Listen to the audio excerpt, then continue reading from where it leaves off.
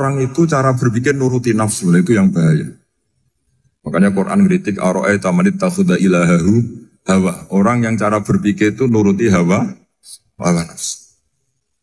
Kalau zaman Nabi, zaman sahabat, zaman ulama, itu enggak seperti itu. Sehingga cara berpikir itu mudah. Makanya kata Nabi, absyiru ya ma'sarul muslimin, kata. Kamu harus senang ya ma'sarul muslimin. Allah sekarang buka pintu langit yang sebelumnya enggak pernah dibuka. Dan Allah yubahi bikum malaikatah. Dan Allah membanggakan kamu kepada para malaikatnya. Kenapa? Umatnya Muhammad, umatnya Rasulullah Muhammad SAW, itu kalau sampean kepengen mati setiap saat itu baik, itu resepnya gampang kata Nabi. Addu faridotan wantadzoru ukhra. Jadi Allah memberitahu, ya Muhammad, umatmu ini luar biasa. Jadi misalnya tadi kita sholat subuh, ditanya, Bahak kamu sekarang ngapain? Nunggu sholat duhur ya. Setelah sholat duhur ditanya lagi nunggu apa asar. Sehingga faman kanat hijratuhu ila Allah wa rasulih fa hijratuhu ila Allah. Jadi kalau ya sudah ini tak ijazahkan. Kalau setelah sholat subuh nunggu apa? Duhur. Setelah duhur nunggu. Sehingga ketika kita mati itu statusnya penunggu sholat. Tapi kamu kan enggak miskin. Kenapa? Penunggu kaya. Ya itu enggak masuk surga itu. Penunggu kemapanan. Berarti kan menunggu sesuatu yang seleranya nafsu. Beda kalau penunggu sholat. Berarti kamu di dunia menunggu ritual ibadah. Maka di antara ijazahnya Nabi apa? Addu faridotan wantadzoru ukhra. Melakukan satu fardu. Kemudian kita menunggu tugas berikutnya. Jadi niati saja setelah subuh nunggu apa? Duhur. Setelah duhur, meskipun kita di perapatan, apa? Nunggu asar. Ya. Tapi ya asar betul, jangan nunggu tok pas asar. Enggak. Jadi sebetulnya umat ini gampang sekali. Jadi di antara kebanggaan Allah, yubahi itu Allah bangga dengan malaikatnya adalah umat ini adalah addu faridotan wantadzoru ukhra. Melakukan satu fardu, kemudian menunggu fardu yang lain. Dari mengkhidmati kampus, ingin mengkhidmati masyarakat. Dari satu masyarakat lokal Semarang menjadi sampai sekarang, sampai Banjarmasin, Unisula mau bikin kampus di sana, terus gitu. Dari satu tugas ke tugas yang lain. Makanya Islam diajarkan setelah satu tugas selesai, faida faruh tafan sok. Jadi sehingga hidup kita itu dinamis. Dari satu kebaikan menunggu kebaikan lain, dari satu kebaikan menunggu. Sehingga hidup kita ngapain? Nunggu satu kebaikan. Ini sudah masuk faman kanat hijratuhu ila Allah wa rasulih, fa hijratuhu ila Allah wa rasulih. Sehingga bayangkan kalau kita direkam Allah, Gusti kula ampun mati nak dereng sugih. Wis melarat puluhan tahun. Sakit, nunggu sesuatu yang sifatnya nafsu, kepengin sugih. Sugih tok aja cukup. Tahu buruh nobong sing tahu ngenyek ndekne lho, itu kan urung-urung wis dendam. Saya belum mau mati sebelum kaya dan buruhkan orang yang pernah melecehkan saya. Wis ngono akhirnya mati urung sugih. Berarti wis fakir matine hasud. Mau itu ngenes dunia akhirat kan kira-kira seperti itu. Kamu santai aja kalau fakir berarti meringankan hisab karena ada banyak harta. Yang mau dihisab papanya, tidak punya apa-apa. Jadi saya mohon sekali ya, Islam itu mengawal kebahagiaan. Sebab itu sampai bahagia itu menjadi perintah Islam. Qul bi fadlillah wa bi rahmati fa bidzalika falyafrahu. Karena dengan bahagia bi taat diharapkan orang Islam itu tidak bahagia atau cari kesenangan lewat jalur apa maksiat. Sehingga ciri utama wali apa? Ala inna awliya Allahi la khaufun alaihim walahum yahzan. Sehingga ulama dulu itu rileks-rileksnya. Termasuk yang saya ceritakan tadi, Imam Ahmad, Imam Syafi'i, itu melihat apa saja rileks. Ya tadi kalau disenangi orang ya barokah, punya kawan kebaikan. Nak dineng ya barokah dineng di gedingi tonggo rada utang, ngeranjuk tulung gitu. Jadi rileks saja. Masyhur itu Imam Syafi'i ngendikan waman asa'a ilaika faqad atlakoka. Orang yang berbuat buruk sama kamu, hakikatnya adalah membebaskan kamu. Atlako itu apa? Membebaskan. Enak gak jadi hidup itu? Kalau kamu kan enggak, kok gedeng aku salahku apa? Malah kamu ujub tuh, orang kok gak tahu salahnya. Kamu jadi suami, istrinya ngomel, kurang apa saya sebagai suami? Ya kurang banyak, enggak ganteng, enggak kaya, enggak ini. Malah kalau diterangkan malah parah toh. Ya sudah rileks saja kalau dia ngomel ya tadi. Alhamdulillah dapat pahala tanpa apa? Biaya. Terus ngomel kan butuh energi, paling yang tidak kuat 3 jam. Oh, nanti juga berhenti apa? Terus ambil nilai positifnya, misalnya ngomel sama suaminya, bagus lah. Kalau ngomel sama tetangga malah kayak apa gitu aja udah. Jadi ulama dulu itu gampang sekali melihat hidup. Rasulullah ya gitu, melihat hidup tuh gampang saja. Ketika tanya, ya Aisyah apa ada sarapan? Tidak ada ya Rasulullah, ya sudah saya tak puasa. Jadi enteng saja. Kadang-kadang beliau ingin puasa, ya puasa sunat, ada sarapan nggak jadi puasa. Rileks.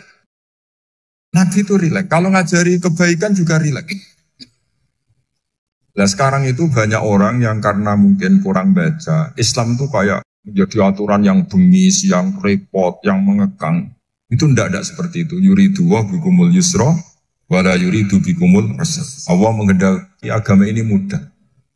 Sehingga ada sahabat di Imami Mu'ad itu baca Baqarah.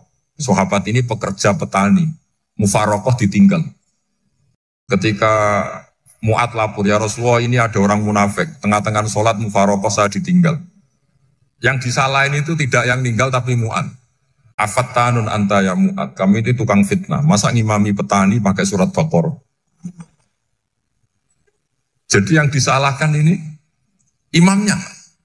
Kalau kamu jadi imam, sholatnya ya yang cepat. Makanya terus banyak orang kecepatan karena tadi. Jadi Nabi itu enteng sekali. Jadi apa ya, Nabi itu beda dengan yang kita bayangkan beda. Nabi pernah ngaji di masjid, kemudian ada tetangga lewat pakai cangkul ke kebun. Semua sahabat gerutu. Ini orang tidak benar, ada Nabi ngaji ditinggal saja ke kebun, tidak ikut ngaji. Jawabannya Nabi tidak, itu bagus itu ikut sunnah saya.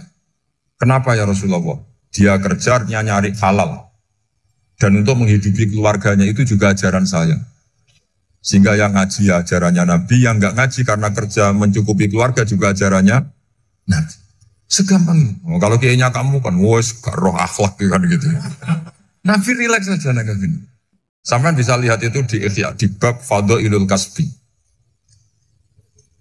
Makanya ini penting sekali supaya orang itu berpikir Islam atau mendakwakan Islam itu berdasar sanad ya yang muttasil yang pernah dilakukan Rasulullah SAW. Sesuatu yang dilarang Allah itu pasti madhar.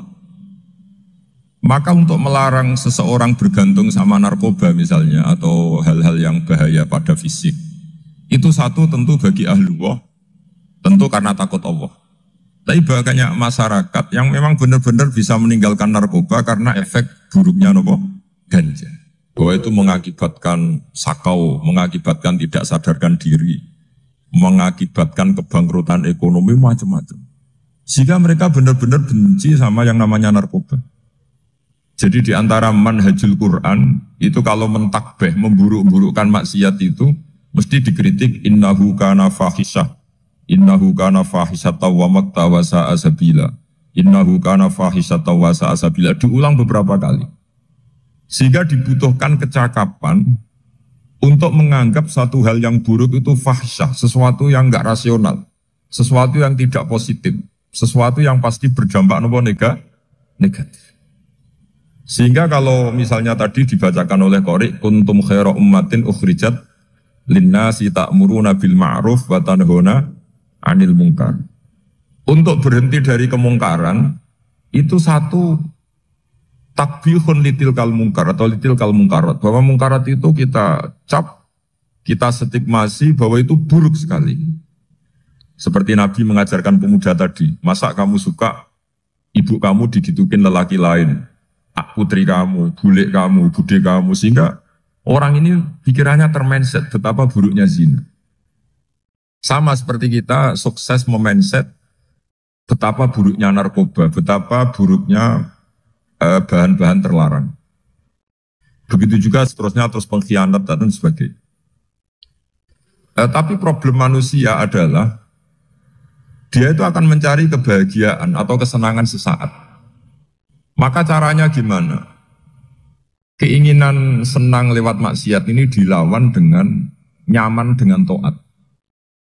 ulang lagi, nyaman dengan taat.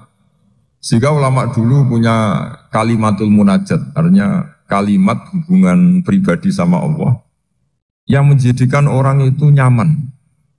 Dan ini yang diajarkan kitab-kitab tasawuf. Kitab tasawuf itu sukses mengajarkan melihat alam raya ini semuanya nyaman, termasuk yang mengecewakan. Itu dianggap nyaman. Saya berkali-kali mengajarkan ilmu ini karena ini musalsal ila Rasulillah SAW. Itu pernah suatu saat Imam Ahmad itu dipanggil sama tetangganya, anak muda. Tentu Imam Ahmad ini orang yang sangat soleh, sangat waroi, sangat tunduk sama perintahnya Allah dan Rasul. Pemuda tadi manggil, ya Ahmad, datang ke rumah saya. Imam Ahmad datang. Setelah sampai ke pemuda tadi, sudah pulang lagi, saya tidak butuh kamu. Pulang lagi. Setelah sampai rumah dipanggil lagi, ya Ahmad, datang lagi. Datang lagi. Oh, saya tidak jadi butuh, pulang lagi. Sampai 3 kali. Dan itu perangai ekspresi Imam Ahmad itu, atau ulama lain yang sesoleh beliau, itu nyaman, indah. Beliau tetap senyum-senyum, nyaman. Beliau tidak tersinggung, tidak terprovokasi, ya pokoknya tidak tersinggung, kelihatan nyaman. Lama-lama pemuda ini terus tanya, ya Ahmad, kamu saya perlakukan seperti ini kok tidak tersinggung? Kamu senyum-senyum saja, happy-happy saja. Jawabnya Imam Ahmad itu unik. Wahai pemuda, saya kamu panggil itu senang sekali. Karena kata Nabi, kalau kamu iman dengan Allah dan Rasul, maka hormatilah tetangga. Jadi saya senang. Karena nuruti perintah Allah untuk menghormati tetangga. Jadi tidak ada urusannya dengan kamu. Kagetnya kayak apa? Jadi dipanggil tetangga ya senang karena melakukan perintahnya Allah dan Rasul, yaitu ikramul jar, fal yukrim jarum. Disuruh pulang, kamu ingin saya pulang, ya saya pulang. Disuruh datang, ya saya datang. Jadi saya tidak tersinggung, saya tidak ada urusan dengan kamu. Urusan saya dengan Allah Subhanahu wa Ta'ala. Itu kalau bapak-bapak istrinya ngomel terus sabar itu ya bagus. Saya tidak punya urusan. Kalau kamu terprovokasi oleh istri, berarti kamu didikte oleh makhluk.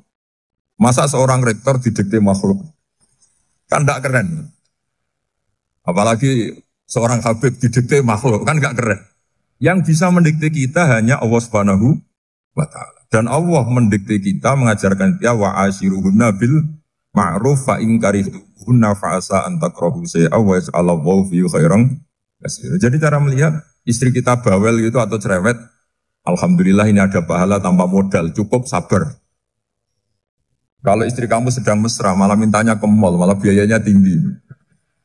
Murah mana dapat pahala dimarahin sama saat mesra minta ke mall? Milih yang pertama kan? Nah ya itu tidak usah modal. Ya gitu aja. Jadi kalau istri sedang marah bawel, anggap saja ini rezeki. Dapat pahala tanpa apa? Biaya. Nah, kalau pas rukun malah nantang ke mall, biayanya malah tinggi. Jadi ulama dulu itu melihat dunia itu happy. Pernah Imam Syafi'i dikasih tahu, orang yang tadi nyium tangan kamu ya, itu di rumah menghujat Anda. Jadi dia sopan hanya di depan Anda, kalau di luar menghujat Anda. Jawabnya Imam Syafi'i lucu. Ya baguslah. Yang cerita ini kaget. Kenapa bagus ya Aba Abdillah? Kalau manggil Imam Syafi'i ya Aba Abdillah. Ya berarti saya masih wibawa, di depan saya tidak berani katanya. Jadi dipandang enteng saja. Jadi kalau kamu di depan kamu, istri kamu tidak berani belanja, tidak ada kamu belanja banyak, anggap saja Anda wibawa. Jadi enteng saja. Pernah Imam Syafi'i dikasih tahu, separuh dari kampung Anda itu gak suka kamu. Ya bagus lah, kenapa? Oh nak rukun malah bakal utang katanya gitu. Kira-kira yang utang itu yang rukun apa yang neng-nengan? Yang rukun. Jadi enteng saja. Masyhur itu makalahnya Imam Syafi'i.